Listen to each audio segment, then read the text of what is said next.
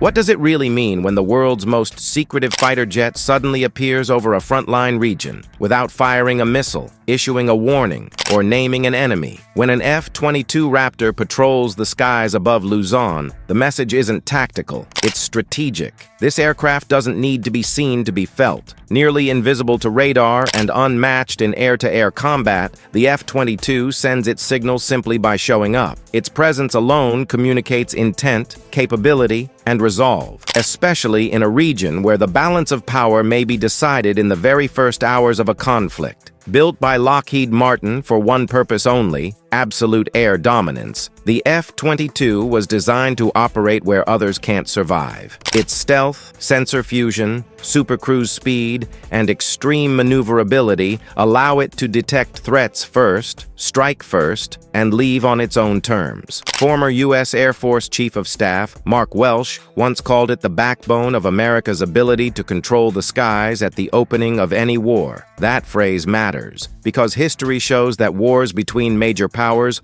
are often decided long before they're officially declared. The timing of F-22 activity over Luzon is anything but accidental. Tensions in the South China Sea are rising, and encounters at sea are becoming more frequent and more physical. For the Philippines, sustained pressure from China has pushed deterrence beyond diplomacy. The response now includes visible military alignment. Rotational patrols and temporary deployments offer a careful balance. They reassure allies without creating permanent bases, and they warn rivals without forcing open escalation. This strategy isn't new. The same logic has guided U.S. stealth bomber flights over the Korean Peninsula, NATO air patrols over the Baltics, and F-35 rotations across Eastern Europe. Presence without permanence, deterrence without declaration. What makes Luzon different is its geography. Positioned between the South China Sea, the Luzon Strait, and the approaches to Taiwan, the island isn't just territory. It's a strategic hinge connecting multiple theaters of potential conflict. As strategist Robert Kaplan famously noted, geography is the permanent canvas of strategy. In the Indo-Pacific,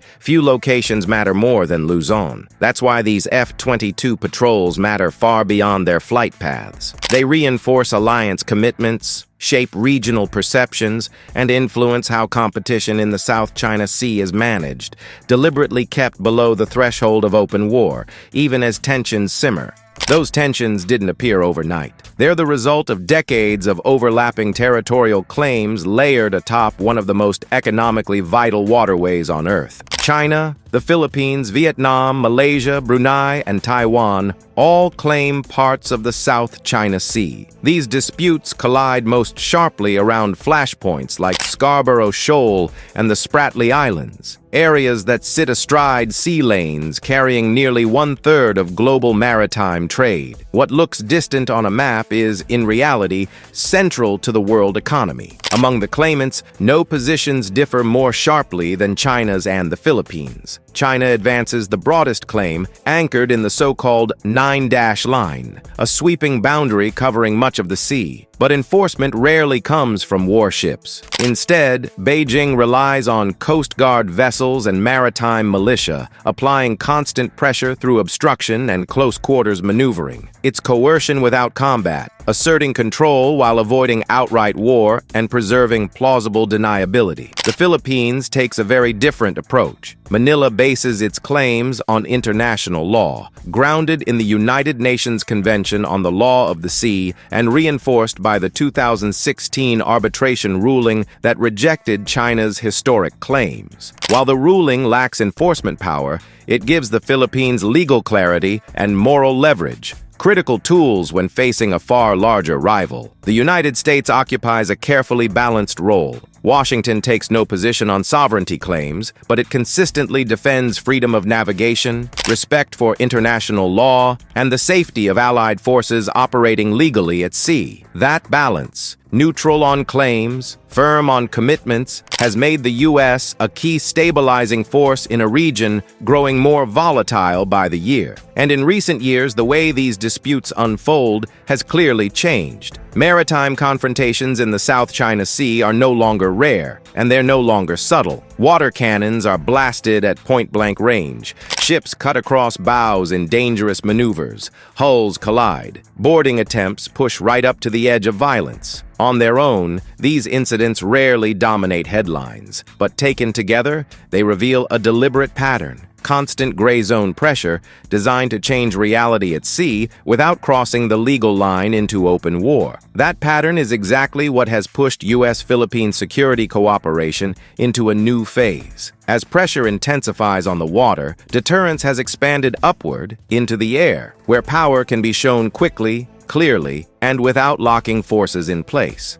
Seen in that light, F-22 patrols over Luzon aren't a one-off show of force. They're the product of history, geography, and a South China Sea where competition never stops. Escalation happens in small steps, and air power increasingly shapes the balance long before a single shot is fired. Long before policy statements or diplomatic language, geography sets the rules. Luzon sits astride the Luzon Strait, a narrow but critical gateway linking the Pacific Ocean to the South China Sea. Any Navy or Air Force moving between these waters has no choice but to account for it. In any scenario involving Taiwan or a broader South China Sea crisis, access to this corridor isn't optional, it's essential. That strategic weight is amplified by infrastructure on the ground. Clark Air Base and Basa Air Base provide depth, flexibility, and rapid response capability. These aren't Cold War-style fortresses. They're networked nodes, places where aircraft can rotate in,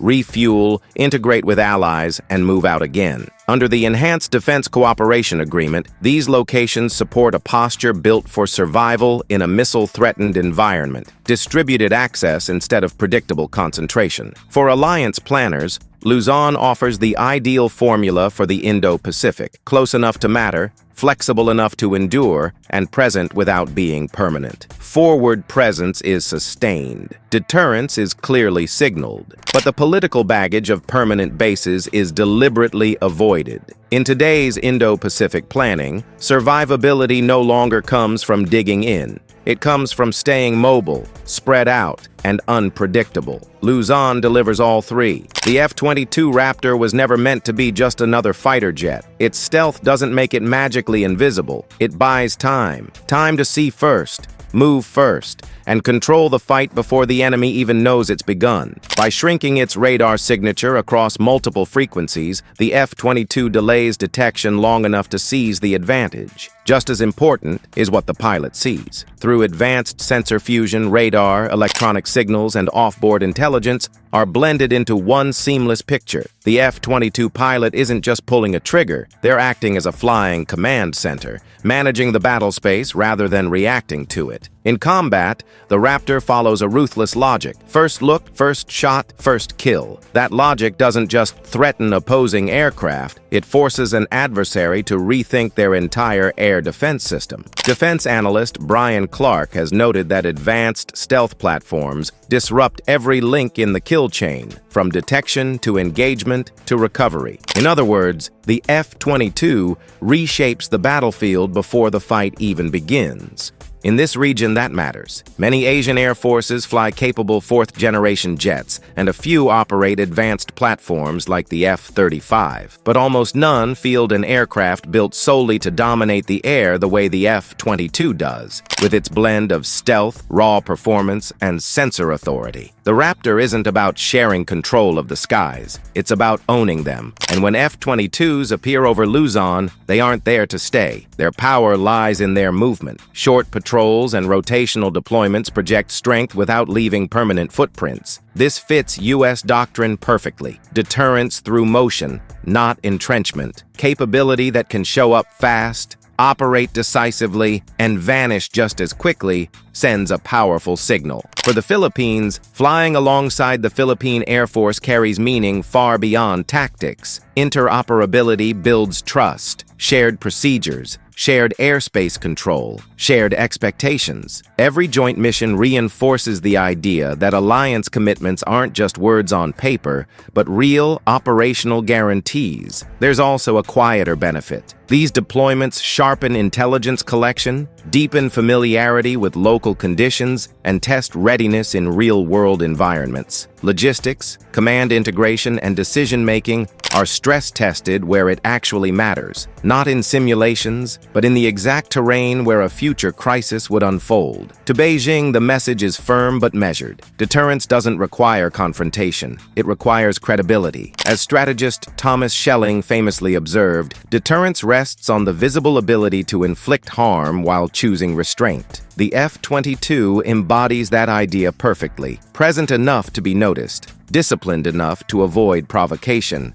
Still, visibility carries risk. Increased patrols can trigger reciprocal deployments, sharper rhetoric, or more aggressive signaling. Escalation isn't inevitable, but when forces operate close together, it's always possible. That's why calibration matters. Enough presence to deter, not so much that it corners. For U.S.-Philippine relations, these deployments represent continuity, not a break from the past. They reinforce obligations under the Mutual Defense Treaty and the Enhanced Defense Cooperation Agreement, embedding deterrence into everyday alliance management rather than treating it as a crisis response. Manila has been careful, almost surgical, in how it describes the presence of advanced U.S. air power over Luzon. Officials consistently frame it as defensive, focused on sovereignty and regional stability, not power projection. Public messaging avoids triumphal language. Instead, it emphasizes legality, alliance cooperation, and deterrence as a way to prevent conflict, not invite it. That restraint reflects hard-earned experience. Push too hard, and Beijing's narrative gains traction. Say nothing, and pressure risks becoming normalized. The result is a delicate balance, visible cooperation without rhetorical escalation. Beijing's response follows a familiar script. Chinese officials condemn increased military activity as destabilizing, casting it as foreign interference that militarizes regional disputes. In this framing, U.S. deployments aren't a response to coercion. They're portrayed as the cause of rising tensions. That narrative serves multiple audiences at once. At home, it reinforces the image of China as a responsible power resisting containment. In Southeast Asia, it appeals to countries wary of being drawn into great power rivalry. Globally, it shifts blame, painting China as reactive rather than revisionist. Across ASEAN, reactions remain cautious. Official statements call for dialogue, restraint, and respect for international law, stopping short of taking sides. That caution doesn't equal indifference. Many member states privately worry about the normalization of coercive behavior at sea and the precedent it sets. But ASEAN's consensus-driven structure limits collective action. Economic ties to China encourage restraint for some members, while unresolved disputes make silence a tactical choice for others. What emerges is a region watching closely, but speaking carefully. Within that context, U.S.-Philippine air cooperation offers reassurance. It shows deterrence, strengthening without permanent militarization. Earlier, F-22 integration flights over the Philippines marked a quiet but significant milestone. For the first time, fifth-generation air superiority fighters operated from Philippine territory, integrating with local airspace control, logistics, and command systems. Crucially, these deployments were temporary and rotational, not a return to permanent U.S. bases. And in the politics of the region, that distinction made all the difference. The approach worked. On the operational side, the focus wasn't flashy dogfights. It was interoperability. U.S. and Philippine Air Forces concentrated on shared procedures, coordinated airspace control, and common communication standards. The priority wasn't just flying together, it was operating as one. The message was subtle but powerful. Modern deterrence doesn't depend on massive troop numbers or permanent bases. It depends on integration, the ability to plug advanced systems into local geography fast and fight as a unified force when it matters. Those early F-22 flights set a template, a model that future deployments could expand without reopening political debates every time an aircraft landed. The groundwork was was already laid. This approach wasn't unique to Southeast Asia. In other regions,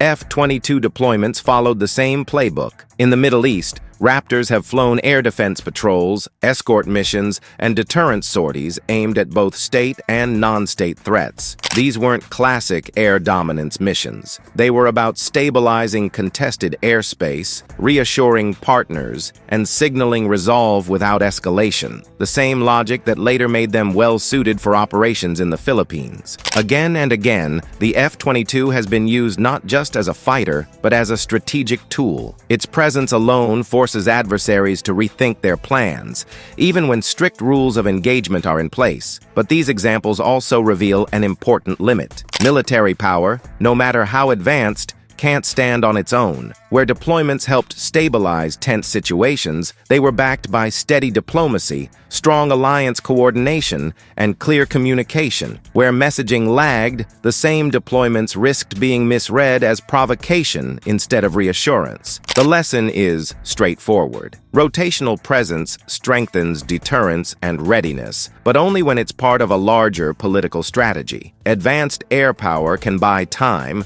raise the cost of aggression, and signal resolve. It cannot replace diplomacy.